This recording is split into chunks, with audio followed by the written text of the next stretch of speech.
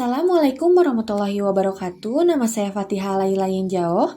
Di sini saya akan mempresentasikan resum jurnal yang sudah saya lakukan berkaitan dengan materi komputasi lanjut yang sudah disampaikan. Judul paper yang saya gunakan yaitu penerapan model algoritma Monte Carlo pada simulasi penjualan untuk menentukan permintaan dan keuntungan. Perkembangan sistem komputer saat ini berkembang begitu pesat menyebabkan setiap perusahaan pemerintah atau swasta harus segera menggunakan sistem komputerisasi. Pabrik Moring Karya Bersama adalah salah satu pabrik yang memproduksi makanan ringan dari tepung tapioka, tepung, bawang putih, cabai merah, dan penyedap rasa. Selama ini, pabrik Moring Karya Bersama tidak menggunakan perhitungan yang khusus sehingga terjadi ketidakpastian permintaan dan keuntungan. Apabila pabrik dapat memperkirakan jumlah permintaan penjualan setiap harinya, maka biaya pengadaan dapat diminimalkan. Dalam kasus ini, simulasi hanya menguji perancangan sistem. Adapun metode yang digunakan pada penelitian ini adalah metode Monte Carlo.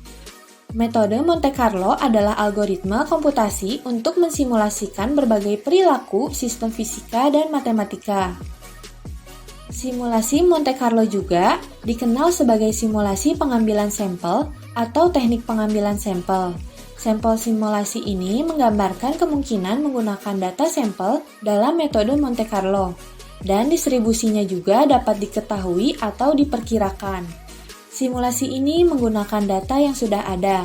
Teknik simulasi Monte Carlo ini cukup sederhana dalam menggambarkan atau memecahkan masalah, termasuk penggunaan program komputer. Metode ini adalah generator angka acak semu yang biasa digunakan karena mudah diimplementasikan secara komputasional dan relatif cepat. Penelitian yang dilakukan oleh Heru Hairudin dan Lelah bertujuan untuk mensimulasikan penjualan per hari dan keuntungan, agar menjadi gambaran untuk penjualan di pabrik Moring Karya Bersama pada hari yang akan datang. Nah, ini adalah diagram alur simulasi Monte Carlo yang menjelaskan tentang tahapan-tahapan yang dilakukan oleh penulis dalam melakukan simulasi Monte Carlo dalam menentukan penjualan Moring pada hari yang akan datang. Yang pertama, membuat distribusi kemungkinan.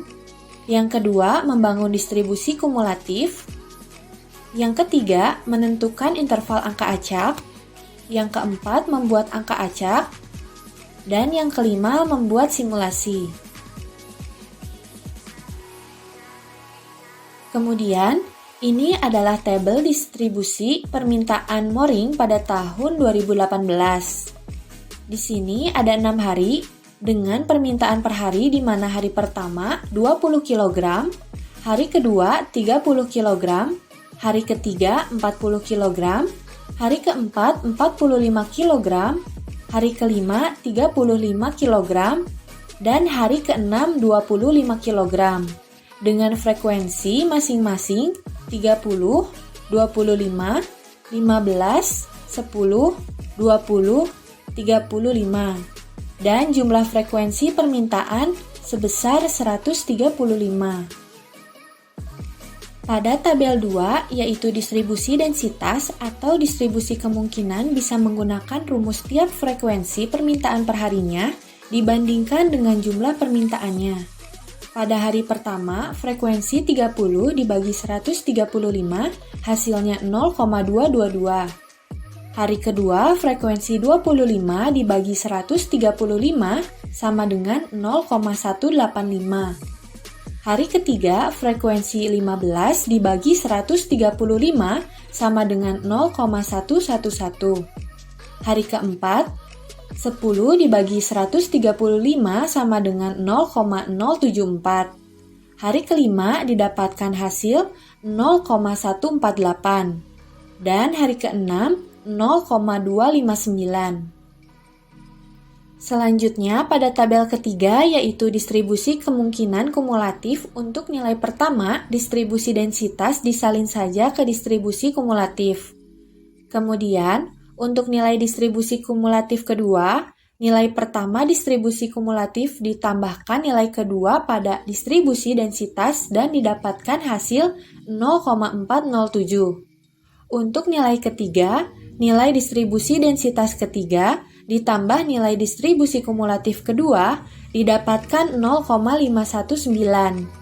Untuk selanjutnya sama rumusnya, nilai keempat didapatkan 0,593, nilai kelima didapatkan 0,741, dan nilai keenam didapatkan 1. Sehingga nilai yang paling tinggi adalah 1. Kemudian pada tabel 4, untuk interval angka acak dimulai dari 00 sampai dengan 22. Untuk hari kedua dimulai dari 23 sampai dengan 40. Untuk hari ketiga dimulai dari 41 sampai dengan 51. Untuk hari keempat dimulai dari 52 sampai 59. Untuk hari kelima dimulai dari 60 sampai dengan 74. Dan untuk hari keenam dimulai dari 75 sampai dengan 100. Jika bilangan acak yang dibangkitkan pada simulasi berada pada interval 0 sampai dengan 22, berarti jumlah permintaan simulasi adalah 20 kg. Jika bilangan acak yang dibangkitkan pada simulasi berada pada interval 23 sampai dengan 40, berarti jumlah permintaan simulasi adalah 30 kg. Jika bilangan acak yang dibangkitkan pada simulasi berada pada interval 41 sampai dengan 51, berarti jumlah permintaan simulasi adalah 40 kg. Jika bilangan acak yang dibangkitkan pada simulasi berada pada interval 52 sampai dengan 59, berarti jumlah permintaan simulasi adalah 45 kg. Jika bilangan acak yang dibangkitkan pada simulasi berada pada interval 60 sampai dengan 74, berarti jumlah permintaan simulasi adalah 35 kg.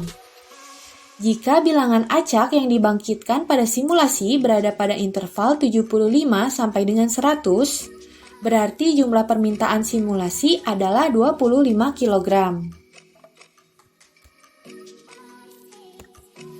Selanjutnya, untuk formula dasarnya itu seperti ini, di mana XI merupakan bilangan acak deret ke I, XI-1 bilangan acak sebelumnya, A merupakan faktor pengali, B merupakan increment, M merupakan modulus. Pada jurnal ditentukan bahwa nilai A-nya 31, C-nya 50, M-nya 99, dan X0-nya 26. Kemudian di tabel ini, tabel yang kelima sudah terdapat hasil dari persamaan ini. Angka acak yang akan digunakan dalam perhitungan simulasi rangkaian percobaan yaitu di angka 64, 54, 41, 34, 15, dan 20. Dapat dilihat di sini ada contoh perhitungannya. Untuk X1 sama dengan A dikali X0 ditambah C mod M sama dengan 31 dikali 26 ditambah 50 mod 99. Kemudian 856 mod 99 sama dengan 64. Untuk mencari UI-nya sama dengan 64 dibagi 99 sama dengan 0,646. Nah, untuk UI-nya itu dicari dari nilai X1 dibagi dengan nilai M. Kemudian untuk X2 sama dengan A dikali X1 ditambah C mod M sama dengan 31 dikali 26 tambah 50 mod 99 sama dengan 2034 mod 99 sama dengan 54. Untuk UI-nya sama dengan 54 dibagi 99, hasilnya 0,545. Begitupun untuk X3 hasilnya 41 dengan nilai UI 0,414. Untuk X4 didapatkan 34, nilai UI-nya 0,343. X5 didapatkan 15, nilai UI-nya 0,152. Dan untuk X6 didapatkan nilai 20, sedangkan untuk UI-nya 0,202. Nah, untuk yang belum tahu, mod atau modulus digunakan untuk salah satunya adalah PRN, yaitu pseudo random number. Mod merupakan nilai sisa dari pembagian. Selanjutnya, pada tabel 6 merupakan tabel simulasi permintaan. Lakukan simulasi dengan memetakan bilangan acak yang didapat pada tabel 5 dengan interval bilangan acak pada tabel 4. Jika ingin membuat simulasi permintaan mooring selama 6 hari ke depan, maka ambillah bilangan acak pada kolom UI. Lalu, petakan bilangan acak tersebut dengan interval bilangan acak seperti pada tabel 6. Total penjualan mooring selama 6 hari ke depan adalah 190 kg dengan rata-rata permintaan perharinya adalah 32 kg. Selanjutnya, melakukan simulasi perkiraan keuntungan penjualan mooring dengan menggunakan rumus TK sama dengan Q dikali P dikurangi Q dikali V. TK merupakan total keuntungan, Q merupakan permintaan hari ke depan, V merupakan biaya produksi per kilo, dan P merupakan harga jual per kilo.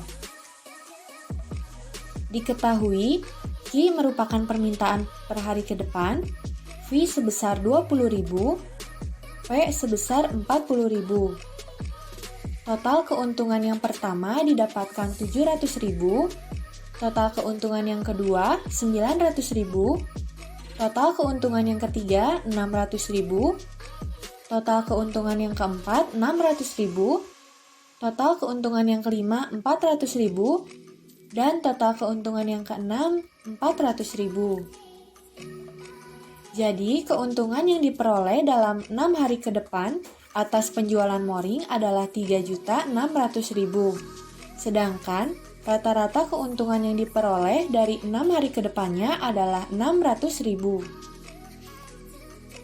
Berdasarkan pada hasil penelitian dan pembahasan yang telah diuraikan, menunjukkan bahwa penerapan simulasi tahun 2018 di pabrik mooring karya bersama dengan metode Monte Carlo dapat digunakan untuk menentukan berapa banyak mooring yang harus diproduksi perharinya, sehingga bisa dijadikan gambaran pemilik pabrik untuk memproduksi mooring pada hari berikutnya dan mendapatkan informasi hasil keuntungan.